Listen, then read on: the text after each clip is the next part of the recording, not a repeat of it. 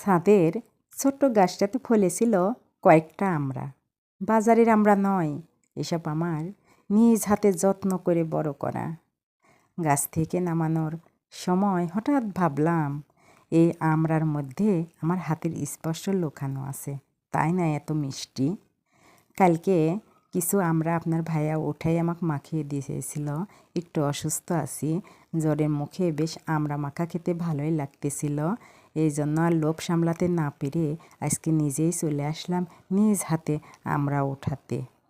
আমি আমড়াগুলো ধীরে ধীরে কেটে মাখালাম, একটু ঝাল দিয়েই মাখিয়ে নিলাম। দেখেন আমার গাছের আমড়া।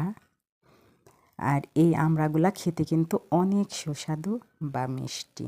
একটু ঝাল দিয়েছি, অনেক ভালো লাগে খেতে। তো আমার মতো কে কে নিজ হাতে আমড়া পেড়ে এভাবে মাখিয়ে খান, অবশ্যই কমেন্টে জানিয়ে যাবেন। কার কার ছাদে আছে এমন একটা ছোট্ট আমড়া গাছ। আমার কিন্তু অনেক বেশি ভালো লাগে। সবাই ভালো থাকবেন আর জানাবেন।